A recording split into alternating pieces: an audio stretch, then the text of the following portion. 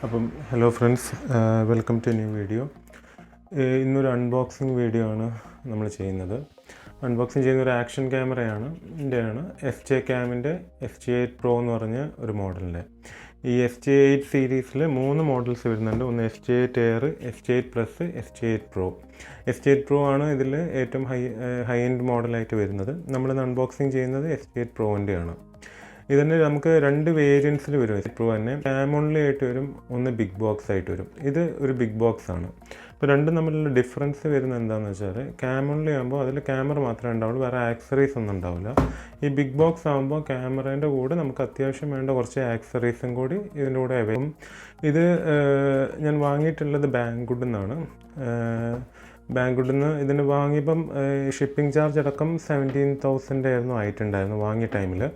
പിന്നെ അതിന് നമ്മളിവിടുന്ന് നാട്ടിലെത്തിയ സമയത്ത് കസ്റ്റംസ് ഡ്യൂട്ടി അടയ്ക്കേണ്ടി വന്നു. ഒരു 5,000 കസ്റ്റംസ് ഡ്യൂട്ടി അടയ്ക്കേണ്ടി വന്നു. അപ്പം രണ്ടും കൂടി വരുമ്പോൾ ഒരു ഓവറോൾ 22,000 ആണ് ഇതിന് കോസ്റ്റ് ആയിട്ടുള്ളത്. പക്ഷേ 22,000 എന്ന് പറഞ്ഞാൽ എനിക്ക് തോന്നുന്നില്ല ഒരു വലിയൊരു റേറ്റാണ്. കാരണം ഇതിൻ്റെ കോമ്പറ്റീറ്റർ എന്ന് പറയുന്നത് GoPro Hero 7 ആണ്. അപ്പോൾ Hero 7ൻ്റെ അത്ര തന്നെ നമുക്ക് ഫീച്ചേഴ്സ് GoPro Hero 7ൻ്റെ അത്ര ഉണ്ടെന്ന് പറയാൻ പറ്റില്ല. എന്നാലും അതുമായിട്ട് കോമ്പീറ്റ് ചെയ്യാൻ മാത്രമുള്ള ഫീച്ചേഴ്സ് ഇതിനുണ്ട്. ക്ലാരിറ്റിയും എല്ലാ കാര്യങ്ങളും ഇതിന് വരുന്നുണ്ട്. പിന്നെ കുറച്ച് ഫീച്ചേഴ്സ് അതുമായിട്ട് കമ്പയർ ചെയ്യുമ്പോൾ കുറവുണ്ട്. പക്ഷേ പ്രൈസ് രണ്ടും തമ്മിൽ നോക്കുമ്പോൾ വളരെ ഹ്യൂജ് ആയിട്ടുള്ള ഡിഫറൻസ് ആണ് വരുന്നത് രണ്ടും. അപ്പോൾ ഒരു ബഡ്ജറ്റ് ആക്ഷൻ ക്യാം എന്നുള്ള രീതിയിൽ ബഡ്ജറ്റ് ആക്ഷൻ ക്യാം, അതേപോലെ തന്നെ അതിൽ ഒരു ക്വാളിറ്റി ഉള്ള ഒരു ബഡ്ജറ്റ് ആക്ഷൻ ക്യാം എന്നുള്ള രീതിയിൽ നമുക്ക് ഈ SJCAMനെ വാങ്ങാൻ പറ്റുന്നതാണ്. അപ്പം ഇതിൻ്റെ ജസ്റ്റ് ഒരു എന്താ പറയുക ഫീച്ചേഴ്സിൻ്റെ ഒരു ഹൈലൈറ്റ്സ് ഞാൻ ജസ്റ്റ് ഇപ്പം ഇടാം. അപ്പോൾ അതിൽ ഇതിൻ്റെ സ്പെസിഫിക്കേഷനും കാര്യങ്ങളും ഒക്കെ അതിൽ ജസ്റ്റ് മെൻഷൻ ചെയ്ത് പോവാം.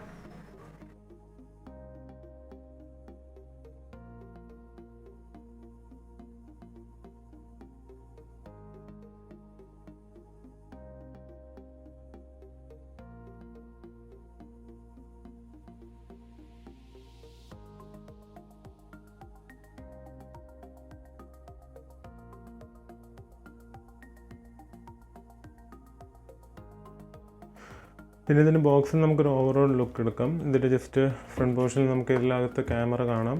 പിന്നെ ഇതിൻ്റെ മോഡൽ നെയിം SJ8 Pro എന്നുള്ളത്. പിന്നെ ഇതിന് 4K 60 frames per second recording വരുന്നത്.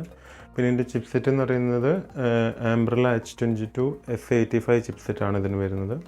ഇതിൻ്റെ സെൻസർ എന്ന് പറയുന്നത് സോണീൻ്റെ IMX 377 ആണ് ഇതിൻ്റെ സെൻസർ വരുന്നത്. 12 MP ക്യാമറയാണ്. ഇമേജ് സ്റ്റെബിലൈസേഷൻ ഉണ്ട്. H2.64 റെക്കോർഡ് ചെയ്യും. അതേപോലെ തന്നെ H2.65 ഇത് എൻകോഡിങ് റെക്കോർഡ് ചെയ്യും. രണ്ട് എൻകോഡിങ് മെത്തേഡ്സാണ് അത് നമ്മൾ ഓവർവെറി ചെയ്യേണ്ടത്. പിന്നെ ഇത് സപ്പോർട്ട് ചെയ്യുന്ന USB Type-C ആണ് ഇതിൻ്റെ കേബിൾ വരുന്നത്.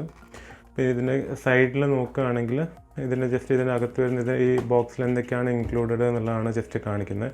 അത് ക്യാമറയും അതിൻ്റെ വാട്ടർ പ്രൂഫ് ഹൗസിങ്, പിന്നെ മൗണ്ടുകൾ, ഇതൊക്കെയാണ് ഇത് വരുന്നത്. പിന്നെ ഇതിൻ്റെ ബാക്കിലെന്ന് പറയുന്നത് ജസ്റ്റ് ഇതിൻ്റെ എന്താ പറയുക സ്പെസിഫിക്കേഷൻസ് ഒക്കെ മെൻഷൻ ചെയ്തിട്ടുള്ളതാണ്. പിന്നെ മറ്റേ സൈഡിൽ വരുന്നത് ഇതിനൊരു ആപ്പ് വരുന്നുണ്ട് SJCAMന്. നമുക്ക് ഇത് വൈഫൈ ഉള്ളതായതുകൊണ്ട് നമുക്ക് ആപ്പ് ത്രൂ കൺട്രോൾ ചെയ്യാം. അപ്പോൾ ആപ്പിൻ്റെ iOS ആൻഡ് ആപ്സ് QR കോഡ്സാണ് ഇവിടെ വരുന്നത്. അപ്പോൾ ഇത്രയാണ് ബോക്സ് വരുന്നത്. നമുക്കിനി ഈ ബോക്സിനൊന്ന് ജസ്റ്റ് ഓപ്പൺ ചെയ്ത് നോക്കാം. ഓപ്പൺ ചെയ്താൽ ആദ്യം തന്നെ വരുന്നത് ഇവിടെ ക്യാമറയാണ്. ഫസ്റ്റ് മാറ്റി വെക്കാം. അപ്പം ഫസ്റ്റ് തന്നെ നമുക്ക് വരുന്നത് ക്യാമറയാണ്. ഇതാണ് ക്യാമറ. ഇത് വാട്ടർ പ്രൂഫ് ഹൗസിങ്ങിലാണ് ക്യാമറ നിൽക്കുന്നത്. നിങ്ങൾക്ക് ജസ്റ്റ് കാണാം ഇത് ക്യാമറ. നമുക്ക് ക്യാമറ ഒന്ന് മാറ്റി വെക്കാം. ബാക്കി എന്തൊക്കെയാണ് ബോക്സിലുള്ളതെന്ന് നോക്കാം. അപ്പോൾ ബോക്സിൽ രണ്ട് സെക്ഷൻസ് ആയിട്ടാണ് വരുന്നത്. മൗണ്ട്സ് ആണ്. നമുക്ക് ഇതൊരു ഹാൻഡിൽ ബാർ മൗണ്ടാണ്. വേറെ കുറച്ച് മൗണ്ട്സ് വരുന്നുണ്ട്. അതേപോലെ തന്നെ ട്രൈപോഡ് മൗണ്ട് ഉണ്ട്. ഇത്രയാണ് നമുക്ക് മൗണ്ട്സ് വരുന്നത്. ഒരുപാടുണ്ട് മൗണ്ട്സ്. പിന്നെ വരുന്നത് ഇത് നമ്മൾ വാട്ടർ പ്രൂഫ് കേസിങ്ങിൻ്റെ ഒരു ബാക്ക് ഡോറാണ്. നമുക്ക് നോർമലി ഇതിൻ്റെ കൂടെ ഉണ്ടാകുന്ന വാട്ടർ പ്രൂഫ് കേസിങ്ങിൻ്റെ ബാക്ക് ഡോർ എന്ന് പറഞ്ഞാൽ ടച്ച് നമുക്ക് യൂസ് ചെയ്യാൻ പറ്റില്ല. ഇതിൻ്റെ ബാക്കിൽ വരുന്ന ടച്ച് സ്ക്രീനാണ്, അത് യൂസ് ചെയ്യാൻ പറ്റില്ല. അപ്പം ഈ ബാക്ക് ഡോർ ഇടുകയാണെങ്കിൽ up to 3 metre waterproof ആയിരിക്കും. അതേപോലെ തന്നെ നമുക്ക് ഇതിൻ്റെ ബാക്കിലെ ടച്ച് സ്ക്രീൻ ആക്സസും ചെയ്യാം. പിന്നെ ഇതിൻ്റെ അകത്ത് വരുന്ന ഇതിൻ്റെ യൂസർ മാനുവലാണ്. അതിൽ കുറച്ച് ഡീറ്റെയിൽസും കാര്യങ്ങളൊക്കെ മെൻഷൻ ചെയ്തുകൊണ്ട് ഇതിൽ എന്തൊക്കെയാണ് ഇതിൻ്റെ ബട്ടൺസ് ഏതൊക്കെയാണ് വരുന്നത്, സ്ക്രീൻസിൻ്റെ കാര്യങ്ങളും അതേപോലുള്ള കുറച്ച് ഡീറ്റെയിൽസ് വരുന്നതാണ്. പോട്ടെ. പിന്നെ SJCAMൻ്റെ തന്നെ 2 സ്റ്റിക്കേഴ്സ് വരുന്നുണ്ട്. നമുക്ക് ഹെൽമെറ്റിലോ അല്ലെങ്കിൽ വാഹനത്തിലോ ഒട്ടിക്കണമെങ്കിൽ വേണ്ട സ്റ്റിക്കേഴ്സാണ്. പിന്നെ ഇത് വരുന്നത് മൈക്രോ SD കാർഡിനെ കുറിച്ച് മെൻഷൻ ചെയ്ത് ഏതാണ് മൈക്രോ SD കാർഡ് ഇതിൽ നമ്മൾ യൂസ് ചെയ്യേണ്ടത്, പിന്നെ എങ്ങനെ ലൈവ് സ്ട്രീമിംഗ് എങ്ങനെ ചെയ്യാം, അങ്ങനത്തെ കുറച്ച് ഡീറ്റെയിൽസ് മെൻഷൻ ചെയ്യുന്നതാണ്. പിന്നെ ഒരു ക്ലീനിങ്ങിൻ്റെ ക്ലോത്തും. ഇതാണ് ഈ സൈഡിൽ വരുന്നത്. നമുക്ക് മറ്റേ സൈഡിൽ എന്തൊക്കെയാണെന്ന് നോക്കാം. മറ്റേ സൈഡിൽ വരുന്നത് ഇതാണ് USB കേബിൾ. ഇത് USB Type C ആണ് കേബിൾ വരുന്നത്. നിങ്ങൾക്ക് നോക്കിയാൽ കാണാം, USB Type C കേബിളാണ്. പിന്നെ ഇതിൽ കുറച്ച് ഫ്ലാറ്റ് മൗണ്ട്സ്, കേർഡ് മൗണ്ട്സ്, പിന്നെ അഡീഷണൽ 3Mൻ്റെ ടേപ്പും കാര്യങ്ങളൊക്കെയാണ് ഇതിൽ വരുന്നത്. വേറെ പിന്നെ ഇത് ലെൻസിൻ്റെ ഒരു ക്യാപ്പാണ്. ഇത് നമുക്ക് എന്താ പറയുക, ലെൻസിനെ ജസ്റ്റ് പ്രൊട്ടക്റ്റ് ചെയ്യാൻ ഇടാൻ പറ്റുന്ന ഒരു സിലിക്കേൻ്റെ ഒരു ക്യാപ്പാണ് വരുന്നത്. അപ്പോൾ ഇത്രയാണ് ഇതിൻ്റെ മൗണ്ട്സ് വരുന്നത്. നമുക്കത് മാറ്റി വെച്ചിട്ട് ഇനി ക്യാമറ നോക്കാം. അപ്പം ഇതാണ് നമ്മുടെ ക്യാമറ വരുന്നത്. ഇത് വാട്ടർ പ്രൂഫ് ഹൗസിങ്ങിലാണ് വരുന്നത്. ഇത് താഴെ ഒരു ബേസിൽ മൗണ്ടും ഉണ്ട്. പിന്നെ ഇത് പുറത്തൊരു കവറാണ്, നമുക്ക് പറിച്ച് കളയാം. അപ്പം ഇതാണ് ക്യാമറ. നമുക്കിത് ജസ്റ്റ് ഈ കേസിൽ നിന്ന് പുറത്തേക്ക് എടുക്കാം.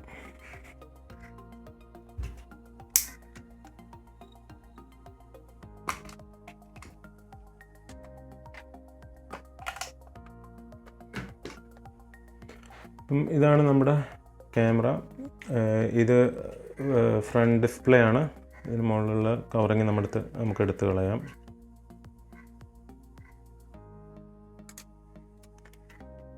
കവറിങ് കളഞ്ഞു. പിന്നെ ഇതാണ് നമ്മൾ ലെൻസ് വരുന്നത്. ഇത് നമ്മൾ ബാക്കിൽ ഒരു ടച്ച് സ്ക്രീൻ ഡിസ്പ്ലേ ആണ് വരുന്നത്. നമുക്കിതൊന്ന് ജസ്റ്റ് ഒന്ന് ടേൺ ഓൺ ചെയ്ത് നോക്കാം. അതിൻ്റെ മുമ്പേ നമുക്ക് ജസ്റ്റ് അതിൻ്റെ ഒരു ഓവർവ്യൂ, പുറത്തുള്ള വരുന്ന കൺട്രോൾസും കാര്യങ്ങളൊക്കെ നമുക്ക് ജസ്റ്റ് കാണാം. അപ്പം ഇതാണ് നമ്മൾ എന്താ പറയുക, ക്യാപ്ചർ ബട്ടൺ. നമുക്ക് റൈറ്റ് സൈഡിലാണ് പവർ ഓണിൻ്റെ ബട്ടൺ വരുന്നത്. അതേപോലെ തന്നെ നമുക്ക് താഴെ വരുന്ന ഒരു നമ്മൾ ട്രൈപോഡിനൊക്കെ മൗണ്ട് ചെയ്യാനുള്ളൊരു മൗണ്ട് വരുന്നുണ്ട്. അതേപോലെ തന്നെ ബാക്കിൽ ബാറ്ററീൻ്റെ ഹൗസിംഗ് ആണ് വരുന്നത്. ജസ്റ്റ് തുറന്ന് കാണിച്ചു തരാം. ഇതാണ് ബാറ്ററി ഹൗസിങ്. ഇതിൻ്റെ സൈഡിൽ തന്നെയാണ് മെമ്മറി കാർഡിൻ്റെ സ്ലോട്ടും വരുന്നത്. അപ്പം ഇതിൽ നിങ്ങൾ ശ്രദ്ധിക്കേണ്ടത് എന്താ വെച്ചാൽ, മെമ്മറി കാർഡ് നമ്മൾ എപ്പോഴും യൂസ് ചെയ്യുമ്പം ഇതിലിപ്പം ഞാൻ യൂസ് ചെയ്തിട്ടുള്ളത് നമ്മൾ നോർമൽ ഒരു ക്ലാസ് 10 മെമ്മറി കാർഡാണ്. പുറത്തേക്ക് എടുക്കുന്നില്ല. അപ്പം ക്ലാസ് 10 മെമ്മറി കാർഡാണ്. ഒരിക്കലും നിങ്ങൾ അങ്ങനത്തെ ഒരു മെമ്മറി കാർഡ് ഇതുപോലത്തെ ഒരു 4K സപ്പോർട്ടഡ് ആയിട്ടുള്ള ഒരു ആക്ഷൻ കാമിന് വേണ്ടിയിട്ട് യൂസ് ചെയ്യരുത്. നിങ്ങൾ എപ്പോഴും യൂസ് ചെയ്യുമ്പം ഇതുപോലത്തെ, ഇത് സാൻഡിസ്കിൻ്റെ എക്സ്ട്രീം പ്രോ എന്ന് പറയുന്ന എന്താ പറയുക മെമ്മറി കാർഡാണ്. 90 റൈറ്റ് സ്പീഡുള്ള ഇങ്ങനത്തെ ഒരു കാർഡ് മാത്രമേ ഇതിനു വേണ്ടി യൂസ് ചെയ്യാൻ പാടുള്ളൂ. അല്ലെങ്കിൽ എന്താ വെച്ചാൽ 4Kയിലൊന്നും നമുക്ക് റെക്കോർഡ് ചെയ്യാൻ പറ്റില്ല. കാരണം അത്രയും റൈറ്റ് സ്പീഡ് സപ്പോർട്ട് ചെയ്യാത്തൊരു കാർഡാണെങ്കിൽ 4K 60 ഫ്രെയിംസ് പെർ സെക്കൻഡ് ഒന്നും ഒരിക്കലും നമുക്കൊരു ക്ലാസ് 10 എന്താ പറയുക മെമ്മറി കാർഡിൽ നമുക്ക് യൂസ് ചെയ്യാൻ പറ്റില്ല. അപ്പോൾ അതിനെക്കൊണ്ട് നിങ്ങൾ ഇത് കുറച്ച് ഇതിൻ്റെ നമ്മളെ ക്ലാസ് 10 കാർഡിനെക്കാട്ടും ഡബിൾ ആയിരിക്കും റേറ്റ്. പക്ഷേ അത് നമ്മൾ സ്പെൻഡ് ചെയ്യുന്ന എമൗണ്ടിന് വേർത്താണ്. കാരണം അല്ലാതെ നമ്മൾ സാധാരണ മെമ്മറി കാർഡ് എടുത്തിട്ടിട്ട് കാര്യമില്ല. കാരണം സാൻഡിസ്കിന് റെക്കമെൻഡ് ചെയ്യുന്നത് എന്തൊക്കെ സാൻഡിസ്ക് എക്സ്ട്രീം അല്ലെങ്കിൽ എക്സ്ട്രീം പ്രോ എന്ന്. എക്സ്ട്രീം എന്ന് പറയുമ്പോൾ അതിനൊരു 60 or 70 Mbps റൈറ്റ് സ്പീഡ്, ഇത് 90 ആയിരിക്കും. അപ്പോൾ നിങ്ങൾ ഇത് എന്തായാലും വാങ്ങുക. കാരണം ഇതൊരു 64 GB മതി, 120 GB ഒന്നും വേണമെന്നില്ല. 64 GB ആയാലും മതി. പക്ഷേ എന്താ വെച്ചാൽ നിങ്ങൾ 4K അല്ലെങ്കിൽ 2.7Kയിൽ നിങ്ങൾ റെക്കോർഡ് ചെയ്യണമെന്ന് ആഗ്രഹമുണ്ടെങ്കിൽ തീർച്ചയായും ഇങ്ങനത്തെ ഒരു മെമ്മറി കാർഡ് വാങ്ങുക. അപ്പം അത് നമ്മൾ നേരത്തെ കണ്ട് ബാറ്ററി ഹൗസിങ്ങും അതേപോലെ തന്നെ അതിൻ്റെ കൂടെയാണ് മെമ്മറി കാർഡ് സ്ലോട്ടും വരുന്നത്. പിന്നെ വരുന്നത് ലെഫ്റ്റ് സൈഡിലാണ് നമ്മളെ USB ഇൻപുട്ട് വരുന്നത്. ഇവിടെ USB ഇൻപുട്ട് വരുന്നുണ്ട്. ഇവിടെ തന്നെ ഒരു മൈക്രോഫോൺ, നോയ്സ് ക്യാൻസലേഷൻ മൈക്രോഫോൺ വരുന്നുണ്ട്. ഫ്രണ്ടിലും അതേപോലെ തന്നെ മൈക്രോഫോൺ വരുന്നുണ്ട്. മുകളിൽ ഒരു സ്പീക്കർ ഗ്രില്ലുണ്ട്. ഇത്രയാണ് ഇതിൻ്റെ ഒരു ബാക്ക് ടച്ച് സ്ക്രീൻ. അപ്പോൾ ഇത്രയാണ് ഇതിൻ്റെ ഒരു എക്സ്റ്റേണൽ ഓവർവ്യൂ വരുന്നത്. അപ്പം നമുക്കിതൊന്ന് ടേൺ ഓൺ ചെയ്ത് നോക്കാം.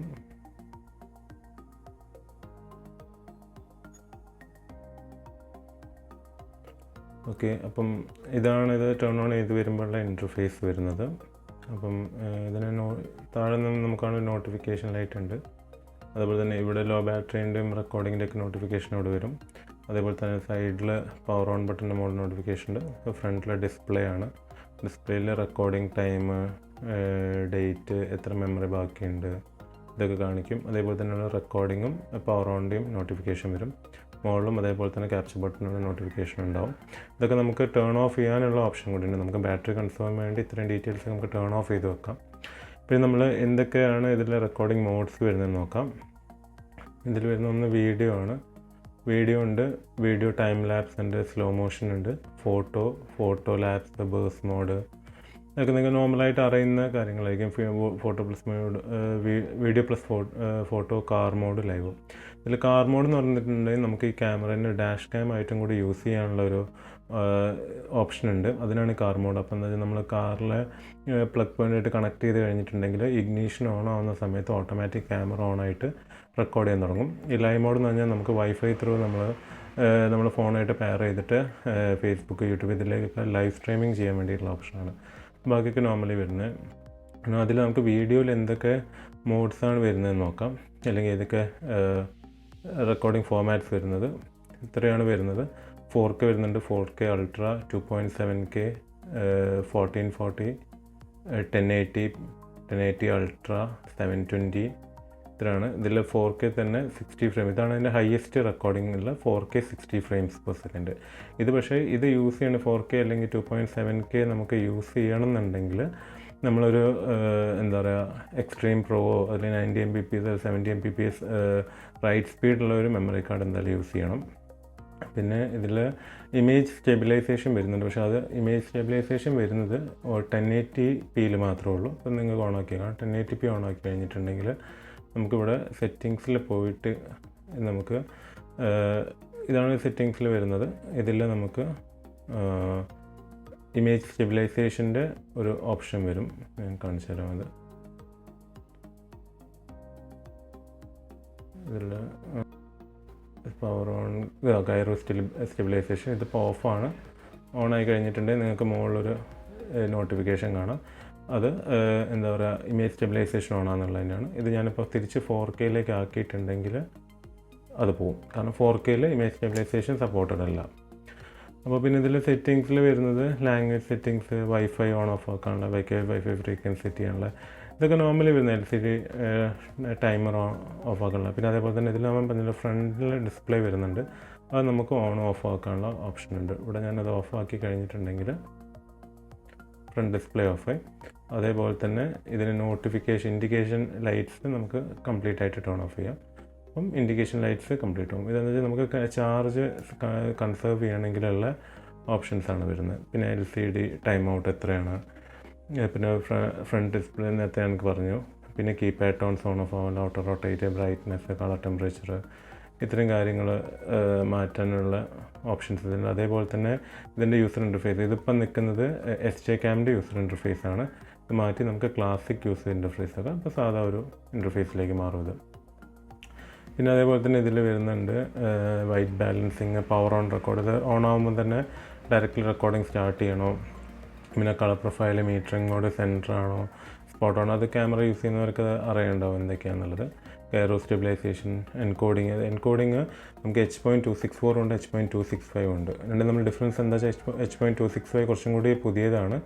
അതിൽ എന്താ പറയുക, കംപ്രഷൻ റേറ്റ് കുറച്ചും കൂടി കൂടുന്നത് വെച്ചാൽ ഹൈ ക്വാളിറ്റി വീഡിയോസ് അധികം സൈസ് ഇല്ലാണ്ട് തന്നെ റെക്കോർഡ് ചെയ്യാൻ പറ്റും. പക്ഷേ ഇത് 4Kയിൽ സപ്പോർട്ട് ചെയ്യുന്നുണ്ടോ എന്ന് നോക്കേണ്ടതാണ്. ഓക്കെ, അതെ, not available on 4K 50 frames per second ആണെന്നാണ് പറയുന്നത്. അപ്പം വേറെ ഫോർമാറ്റ്സിൽ അവൈലബിൾ ആയിരിക്കും. പിന്നെ വോളിയം കൺട്രോൾ ചെയ്യാനുള്ള, ഷാർപ്നെസ് കൺട്രോൾ ചെയ്യാനുള്ള, ഡിസ്റ്റോർഷൻ കറക്ഷൻ, ലൂപ്പ് റെക്കോർഡിംഗ് എന്ന് പറഞ്ഞിട്ടുണ്ടെങ്കിൽ ഇത് മെമ്മറി കാർഡ് ഒരിക്കൽ റെക്കോർഡ് ചെയ്ത് ഫുള്ളായി കഴിഞ്ഞിട്ടുണ്ടെങ്കിൽ ഇനീഷ്യലി നമ്മൾ ഫസ്റ്റ് റെക്കോർഡ് ചെയ്ത ഫയൽസിനെ ഡിലീറ്റ് ചെയ്തിട്ട് പുതിയ ഫയൽസിനെ അവിടെ റെക്കോർഡ് ചെയ്യാൻ തുടങ്ങും. പിന്നെ വീഡിയോ ക്വാളിറ്റി ഫൈൻ ആണോ സ്റ്റാൻഡേർഡ് ആണോ വേണ്ടതെന്നുള്ളത്. പിന്നെ ISO മാക്സിമം ISO എത്ര വരെ പോകാം. ഞാൻ 400 ഇട്ട് കഴിഞ്ഞിട്ടുണ്ടെങ്കിൽ ഒരുപാട് ഗ്രെയിൻസ് വരാൻ തുടങ്ങും, അല്ലെങ്കിൽ നോയ്സ് കയറാൻ തുടങ്ങും. പിന്നെ ഓഡിയോ റെക്കോർഡ് ചെയ്യണോ എന്നുള്ളത്. ടൈം സ്റ്റാമ്പ് നമ്മൾ ഇത് ഡാഷ് ക്യാമറ യൂസ് ചെയ്യണമെങ്കിൽ മാത്രം ഓൺ ആക്കിയാൽ മതി, അല്ലെങ്കിൽ ടൈം സ്റ്റാമ്പ് ഓഫ് ആക്കി വെക്കുക. ഇതാണ്. പിന്നെ ഇതിൽ നമുക്ക് സേവ് ചെയ്ത വീഡിയോസും ഫോട്ടോസും ഒക്കെ വ്യൂ ചെയ്യാനുള്ള ഓപ്ഷൻസും ഉണ്ട്. അപ്പം ഇതാണ് ഇതിൻ്റെ ഒരു ബേസിക് ഞാൻ ഒരു ഓർഡർ ചെയ്യുന്നത്. നിങ്ങൾക്ക് ഇത് നമ്മൾ GoProനെക്കാട്ടും നല്ലതാണോ എന്ന് ചോദിച്ചു കഴിഞ്ഞിട്ടുണ്ടെങ്കിൽ ഗോപ്രോനെക്കാട്ടും നല്ലതാണെന്ന് നമുക്ക് പറയാൻ പറ്റില്ല. കാരണം ഗോപ്രോയിൽ ഇതിലും കുറച്ചും കൂടി ഫീച്ചേഴ്സ് ഉണ്ട്, കുറച്ചും കൂടി ഇമേജ് സ്റ്റെബിലൈസേഷൻ ഉണ്ട്, ക്ലാരിറ്റിയിലും കുറച്ചും കൂടി വ്യത്യാസമുണ്ട്. അതേപോലെ തന്നെ GoPro Hero 7 പറഞ്ഞ ഇതിൻ്റെ കോമ്പറ്റീറ്റർ എന്ന് GoPro Hero 7 ആണ്. GoPro Hero 7 എന്താ പറയുക, വിത്തൗട്ട് ഒരു വാട്ടർ പ്രൂഫ് കേസ് നമുക്ക് എന്താ പറയുക അത് യൂസ് ചെയ്യാൻ പറ്റും. പക്ഷേ ഇതിനെന്ന് പറഞ്ഞിട്ടുണ്ടെങ്കിൽ വിത്തൗട്ട് ആ വാട്ടർ പ്രൂഫ് കേസ് നമുക്ക് മഴയത്തൊന്നും യൂസ് ചെയ്യാൻ പറ്റില്ല. മഴയത്ത് അല്ലെങ്കിൽ എന്താ പറയുക ഇങ്ങനെ നമുക്ക് ഒരു വാട്ടർ പ്രൂഫ് ആവില്ല ആ കേസ് ഇല്ലാണ്ട്. പക്ഷേ ഈ ഗോപ്രോന് അത് വിത്തൗട്ട് കേസ് വാട്ടർ പ്രൂഫാണ്. അപ്പോൾ അങ്ങനെ നോക്കുകയാണെങ്കിൽ GoPro കുറച്ചുകൂടി നല്ലതാണ്. പക്ഷേ നമ്മൾ പ്രൈസും കൂടി കൺസിഡർ ചെയ്യുകയാണെങ്കിൽ എനിക്ക് തോന്നുന്നത് ഗോപ്രോനെക്കാട്ട് എത്രയോ എന്താ പറയുക ഒരു നല്ലൊരു ആക്ഷൻ ക്യാമറ എന്ന് എനിക്ക് തോന്നുന്നത്. ഗോപ്രോനായിട്ട് ഡയറക്റ്റ് ഒരു കോമ്പറ്റീഷനെ പറ്റിയ ആക്ഷൻ ക്യാമറയാണെന്നാണ് എൻ്റെ ഒരു പേഴ്സണൽ ഒപ്പീനിയൻ. അപ്പം ഞാൻ ഇതിൻ്റെ കൂടെ ഈ വീഡിയോൻ്റെ എൻഡിൽ ഇതിൽ കുറച്ച് ഫോട്ടോ സാമ്പിൾസ് അതേപോലെ തന്നെ വീഡിയോ സാമ്പിൾസും കൂടി ഇടാം. അപ്പോൾ നിങ്ങളതൊക്കെ ഒന്ന് ചെക്ക് ചെയ്തിട്ട് ഇപ്പം നിങ്ങൾ എന്താ പറയുക ഒരു ആക്ഷൻ ക്യാമറ വാങ്ങണം, പക്ഷേ ഗോപ്രോന് അത്ര സ്പെൻഡ് ചെയ്യാൻ നിങ്ങൾക്ക് പറ്റില്ല എന്നുണ്ടെങ്കിൽ എന്തുകൊണ്ടും SJCAM നിങ്ങൾക്ക് നോക്കാം. അപ്പോൾ ഇത് ഞാൻ ബാങ്ഗുഡിൽ നിന്ന് വാങ്ങി. അപ്പോൾ ബാങ്ഗുഡിൻ്റെ ലിങ്ക് ഞാൻ ഡിസ്ക്രിപ്ഷനിലിടാം. അപ്പം നിങ്ങൾക്ക് ആമസോണിൽ ഞാൻ വാങ്ങുന്ന സമയത്ത് അവൈലബിൾ അല്ലായിരുന്നു, ആമസോണിലും ഫ്ലിപ്കാർട്ടിലും. അപ്പം നിങ്ങൾ ഒന്ന് നോക്കിയിട്ട് നിങ്ങൾക്ക് ഇത് ഇഷ്ടപ്പെട്ടു എന്നുണ്ടെങ്കിൽ നിങ്ങൾക്ക് അവിടുന്ന് വാങ്ങാം. പക്ഷേ നിങ്ങൾ ആ പ്രൈസ് കൺസിഡർ ചെയ്യുമ്പം ഒരു കാര്യം കൂടി നോക്കണം. അതിൽ നിങ്ങൾ ബാങ്കുഡിൻ്റെ പ്രൈസിൻ്റെ കൂടെ കസ്റ്റംസ് ഡ്യൂട്ടിയും കൂടി എന്തായാലും കൺസിഡർ ചെയ്യണം. അത് അവിടെ കാണിക്കില്ല, പക്ഷേ നിങ്ങൾക്ക് ഡെലിവറി വരുന്ന സമയത്ത് അത് നിങ്ങൾ കൊടുക്കേണ്ടി വരും. എന്താ പറയുക കൊറിയർ ടീമിന് ആ കസ്റ്റംസ് ഡ്യൂട്ടി എത്രയാണെന്ന് വെച്ചാൽ എനിക്ക് അടയ്ക്കേണ്ടി വന്നിരുന്നൊരു 5,000 അടുത്താണ്. ചിലപ്പോൾ അതിൽ ചെറിയ മാറ്റം വരുമായിരിക്കും, പക്ഷേ എന്തായാലും ആ ഒരു പ്രൈസും കൂടി നിങ്ങൾ എന്തായാലും മനസ്സിൽ കാണണം. അപ്പം ഇതാണ് SJCAMൻ്റെ ജസ്റ്റ് അൺബോക്സിങ്ങും റിവ്യൂവും. ഞാനിതിൽ വീഡിയോ സാമ്പിൾസും കൂടി ഇതിൻ്റെ എൻഡിലിടാം. നിങ്ങളതും കൂടി ഒന്ന് ചെക്ക് ചെയ്ത് നോക്കൂ. എന്നിട്ട് നിങ്ങൾക്ക് ഇത് ഇഷ്ടപ്പെടുന്നു എന്നാണെങ്കിൽ നിങ്ങൾ എന്തായാലും എന്താ പറയുക ജസ്റ്റ് ചെക്ക് ചെയ്യാം. Okay, thank you.